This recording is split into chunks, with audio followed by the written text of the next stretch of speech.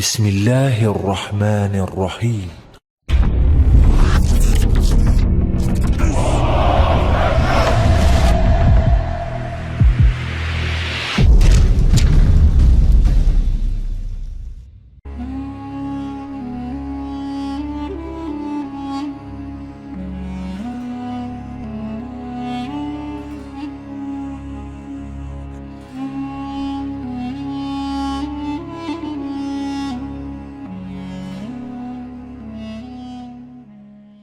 Pada kesempatan kali ini saya akan membahas sejarah mengenai salah satu pertempuran yang pernah terjadi di masa lalu, yaitu pertempuran salib pertama. Tujuan saya menyampaikan sejarah ini tidak lain adalah untuk menambah wawasan kita semua agar kita dapat mengetahui sejarah yang berkaitan dengan peperangan di masa lalu. Langsung saja kita akan masuk ke dalam pembahasannya. Bizantium atau Kekaisaran Romawi Timur pada masa kejayaannya menguasai banyak negeri di Timur Tengah. Hanya saja, Kekaisaran Kristen Ortodoks itu kehilangan pengaruhnya ketika kekuatan Islam datang menggerogoti daerah-daerahnya. Salah satu kekaisaran Islam, Turki Seljuk, bahkan menguasai sebagian besarnya. Hal ini membuat Eropa Barat muncul sebagai kekuatan baru pada akhir abad ke-11 untuk merebut kembali Yerusalem. Meski demikian, kekuatan negara-negara Eropa Barat lemah dibandingkan peradaban lainnya di masa itu, termasuk dibandingkan dengan Kekaisaran Bizantium dan Kekaisaran Islam. Maka untuk mewujudkan misi suci, sejarah Perang Salib melibatkan kolaborasi kerajaan-kerajaan di Eropa Barat. Semua bermula ketika Kekaisaran Bizantium di bawah Kaisar Alexius I Komneneos meminta bantuan pasukan bayaran dari Eropa Barat lewat Paus Urbanus I tahun 1095. Sebab Turki Seljuk telah berhasil merebut Yerusalem dan semakin masuk menguasai sebagian besar kekuasaannya. Situasi antara Eropa Timur dan Barat, apalagi semenjak Kekaisaran Romawi di Barat jatuh, punya hubungan yang kurang akur. Hubungan keduanya pun membaik dalam awal sejarah Perang Salib. Dengan alasan kesamaan agama, Paus Urbanus I pernah juga membantu Kekaisaran Bizantium pada tahun 1091. Saat itu Eropa Timur diserang oleh pengembara rumpun Asia Tengah yang mendirikan Kekhanan Peceneg. Permintaan baru dari Kekaisaran Bizantium di tahun 1095 membuat Paus Urbanus I harus berpikir tentang betapa pentingnya Yerusalem.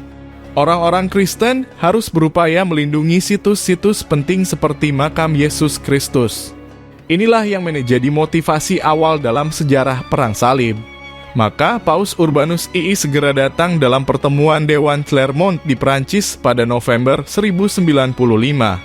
Dia meminta agar orang Kristen Barat mau angkat senjata untuk membantu Bizantium dan merebut kembali Tanah Suci. Masyarakat di Kekaisaran Bizantium dan Eropa Barat punya perbedaan dalam kepemulukan agama.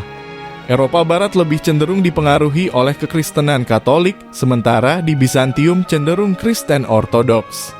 Alih-alih terpecah karena masalah sejarah dan politik, pesan angkat senjata dari Paus Urbanus II disambut oleh kalangan Kristen di Eropa Barat. Disinilah sejarah Perang Salib pertama berkobar. Maka Kaisar Romawi Suci, Frederick II mempersiapkan pasukannya untuk ekspedisi ke Timur Tengah ini. Sebenarnya dalam periode masa itu tidak mengenal istilah Perang Salib. Kampanye militer oleh kalangan Eropa Barat lebih menyebutnya sebagai iter dan peregrinatio atau perjalanan dan ziarah. Pada masa-masa berikutnya, istilah Perang Salib sering diidentifikasi sebagai kampanye militer yang dikomando oleh Paus untuk melawan kaum kafir, bidah, dan tujuan keagamaan lainnya. Oleh karena itu, ketika kelak Eropa Barat menyerang Kekaisaran Bizantium tahun 1204 disebut juga sebagai Perang Salib keempat. Sejarah Perang Salib pertama dimulai dengan terbentuknya 4 pasukan tentara salib. Pasukan mereka berasal dari berbagai wilayah di Eropa Barat dipimpin oleh Raymond dari Saint Gilles, Godfrey dari Bouillon, Hugues dari Vermandois, dan Bohemond dari Taranto. Kelompok ini berangkat ke Kekaisaran Bizantium pada Agustus 1096. Di saat bersamaan, kelompok dari kalangan rakyat jelata yang kurang terorganisasi justru berangkat duluan ke medan perang. Mereka disebut sebagai tentara salib rakyat yang mengabaikan perintah Kaisar Alexius untuk menunggu rombongan lainnya. Akhirnya, tentara salib rakyat menyeberangi Selat Bosporus pada awal Agustus. Merekalah yang pertama langsung berbentrokan dengan kalangan Muslim. Pasukan Muslim pun menghancurkan kelompok tentara Muslim ini di Apamea Cibotus, kota kuno di Anatolia, Turki. Pada masa awal sejarah Perang Salib pertama, hubungan Kristen tidak hanya mengalami krisis dengan kalangan pemeluk agama Islam, tetapi juga Yahudi. Salah satu rombongan tentara salib lainnya dari Jerman dipimpin Count Emmy Choi yang dikenal kejam melakukan pembantaian terhadap orang Yahudi di berbagai kota di Rhineland di tahun yang sama. Tentara salib berhasil merebut Yerusalem pada tahun 1099. Peristiwa ini menandai bermulanya rangkaian sejarah Perang Salib selama 2 abad berikutnya. Kristen Eropa punya masalah internal ketika Perang Salib hendak dimulai di Konstantinopel.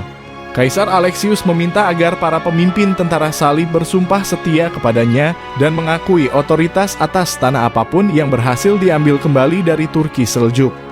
Semua pemimpin tentara salib menolak bersumpah setia kecuali Bohemond. Akhirnya mereka tetap melangsungkan penyerbuan walau hubungan memburuk. Serbuan tentara salib dan kekaisaran Bizantium dilakukan pada Mei 1097 di Anatolia. Dari sini mereka pun langsung melanjutkan penyerbuan ke kota-kota yang dikuasai umat Muslim.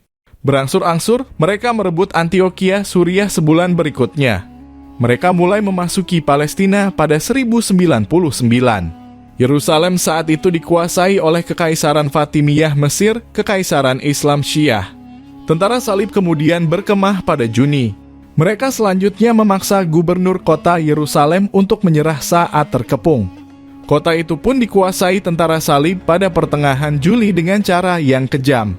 Mereka membantai ratusan pria, wanita, dan anak-anak saat merayakan kemenangan memasuki Yerusalem. Demikian yang dapat saya sampaikan, semoga bermanfaat dan dapat menambah wawasan kita semua. Jangan lupa share, like, dan subscribe.